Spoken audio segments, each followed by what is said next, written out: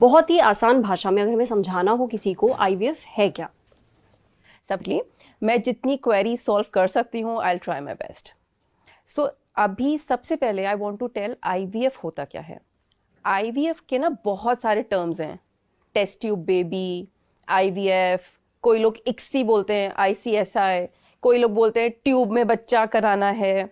सो बहुत सारे टर्म्स बन गए हैं, but ideally IVF is in vitro fertilisation. अब इन विट्रो फर्टिलाइजेशन में क्या होता है, हम एक फीमेल को अराउंड 10 to 15 डेज के इंजेक्शंस लगाते हैं और उनको बीच बीच में बुलाते हैं, अल्ट्रासाउंड करके उनके फॉलिकल्स देखते हैं कैसे बन रहे हैं। इन फॉलिकल्स में एग्स होते हैं। जब ये फॉलिकल्स बड़े हो जाते हैं अल्ट्रासाउंड पे, तो हम ये एग्स बाहर निकालते हैं लेबोरेटरी में। इन एग्स को हम बाहर ही इंसेमिनेट करते हैं विद द स्पर्म। तो एक डिश होती है प्लास्टिक की, उसमें हम एग्स डाल देते हैं और स्पर्म्स डाल देते हैं, और स्पर्म्स इन एग्स को जाके अपने आप फर्टिलाइज करते हैं। इसको कहते हैं आईवीएफ। ठीक है, तो फिर जो बेबीज डेवलप होते हैं, जब एग और स्पर्म मिलेगा तो हमारा एम्ब्रियो बनता है। एम्ब्रियो यानी बेबीज। इन बेबीज को हम इंक्यूबेटर में ग्रो करते हैं और डिपेंडिंग अपॉन उनकी ग्रोथ हम 4th या 5th डे ये बेबीज वुमन के यूट्रस के अंदर डाल देते हैं, और उसके 15 दिन के बाद हम टेस्ट करते हैं कि प्रेगनेंसी हुई है कि नहीं हुई है।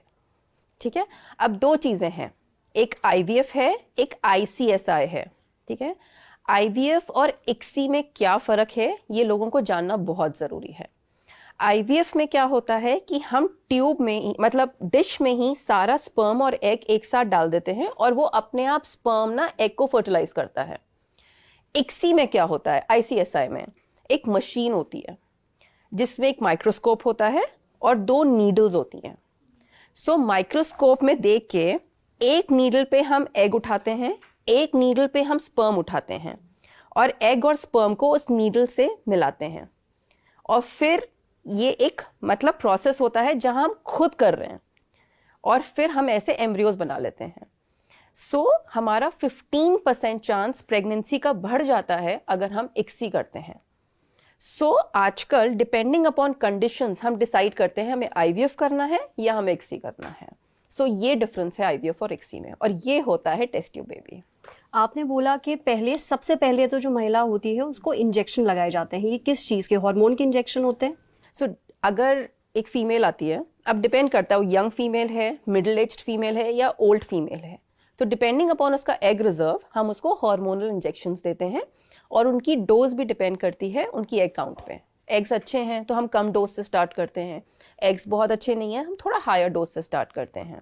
And these are hormonal injections which are HMG और एफएसएच, तो फॉलिकुलर स्टिमुलेटिंग हार्मोन्स, तो हम ये इंजेक्शंस देते हैं। पर क्या कोई साइड इफेक्ट या फिर कोई रिस्क होता है लगातार अगर हार्मोन इंजेक्शंस दिए जाएं तो? सो डेफिनेटली, इसीलिए हम लोग कहते हैं कि पेशेंट को हम बीच बीच में अल्ट्रासाउंड मॉनिटरिंग के लिए बुलाते हैं। हम ओवर स्टिमुलेट नहीं कर सकते ओवरीज।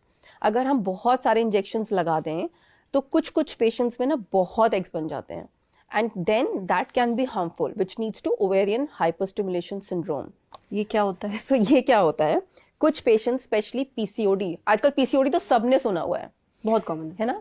सो पीसीओडी में क्या होता है, हमारी ओवरी में अराउंड पेरिफेरी बहुत सारे एग्स होते हैं, राइट। ये पेशेंट्स स्पेशली आते हैं आईवीएफ कराने क्योंकि ये अपने आप कभी कभी कंसीव नहीं कर पाते हैं। सो जब हम इन पेशेंट्स को इंजेक्शंस लगाते हैं तो ये बहुत सारे मल्टीपल फॉलिकल्स बन जाते हैं। फॉलिकल्स यानी जो हम अल्ट्रासाउंड पे देखते हैं ना, एक बलून लाइक स्ट्रक्चर बनता है, उसको हम बोलते हैं फॉलिकल्स। और जब हम इनको नीडल से रप्चर करते हैं तो हम एग्स बाहर निकालते हैं, जो हम माइक्रोस्कोप में देखते हैं लैब में। आप अभी तक जो हमने प्रोसेस समझा उसमें ये समझ में आया कि एक बार जब स्पर्म और एग एक डिश में आपस में मिल जाते हैं उसको आईवीएफ बोलते हैं, और फिर वो वापस एक महिला के गर्भ में दोबारा डाला जाता है। मेरा एक सवाल ये है कि आईवीएफ बहुत लोगों के लिए आखिरी रास्ता होता है क्योंकि कोट अनकोट जो नेचुरल तरीका है उससे वो प्रेगनेंसी नहीं अचीव कर पा रहे हैं। अब अगर महिला वो बच्चा कैरी नहीं कर सकती, यानी उसका जो गर्भ है वो इतना हेल्दी नहीं है कि वो 9 महीने बच्चा पाल पाएगा, उस केस में क्या होता है? अगर हमारा यूट्रस या गर्भ बहुत हेल्दी नहीं होता है कि भाई हमारी प्रेगनेंसी कंटिन्यू हो पाए, सो सबसे पहले एक तो हमें देखना है कि प्रॉब्लम कहाँ पर है। अगर उसके 2 या 3 बार अबॉर्शंस हो गए हैं, मतलब 6 महीने का बच्चा या 8 महीने का बच्चा अबॉर्ट हो रहा है बार बार, सो पहले तो हमें रीज़न देखना है, रीज़न क्या है। कभी कभी क्या होता है, यूट्रस का मुंह ही खुल जाता है, इट्स वीक, तो कभी कभी हमें नीचे एक सर्वाइकल स्टिच लगाना होता है। सो ज़रूरी नहीं है हर पेशेंट को सरोगेसी की ही ज़रूरत है। सरोगेसी इज जब हम बेबी नहीं कैरी कर सकते हैं। So there are other indications जब हमें देखना होता है कि हमें सरोगेसी करनी क्यों है। अब बहुत सारी फीमेल्स आती हैं जिनका बचपन से ही यूट्रस नहीं होता, सबसे पहली चीज़, मतलब उनको कभी पीरियड्स ही नहीं आए होते हैं। एंड स्पेशली ना वुमेन, हम जैसी मतलब वुमेन होती ना, पीरियड्स नहीं आ रहे हैं तो हम अपने घर पे भी नहीं बताते कि हमें पीरियड्स नहीं आ रहे हैं, और वो इतना ज़्यादा हो जाता है कि जब उसकी शादी होती है तब पता चलता है यूट्रस ही नहीं है। और फिर वो आते हैं कि भाई हमें बच्चा करना है, तो हमें भाई ऑब्वियसली यूट्रस नहीं है तो हमें सरोगेसी ही करानी पड़ेगी। या एक प्रॉब्लम होती है एंडोमेट्रियोसिस, उसमें क्या होता है, हमारा पूरा यूट्रस डिस्टॉर्ट हो जाता है, हमारी ओवरीज खराब हो जाती हैं, उस केस में सब कुछ चिपक जाता है अंदर। उस केस में हम ग्रेड 4 एंडोमेट्रियोसिस में अंदर बच्चा रखना मुश्किल होता है। या फिर हमें कोई मेडिकल कंडीशन है, कोई हार्ट डिजीज़ है, या बहुत ज़्यादा डायबिटीज़ अनकंट्रोल्ड है, या हमारी किडनी फेल हो गई है, इन कंडीशंस में आप बेबी नहीं कैरी कर सकते हो। या फिर हमारे जो यूट्रस की जो अंदर की लाइन होती है, एंडोमेट्रियम, जिसमें हम बच्चा डालते हैं, वो इतनी ख़राब है कि उसमें जाले बन गए हैं अंदर कि वो हमारा बच्चा नहीं रोक पा रहा है। सो ये कंडीशंस होती हैं जहाँ पे हम सरोगेसी एडवाइस करते हैं।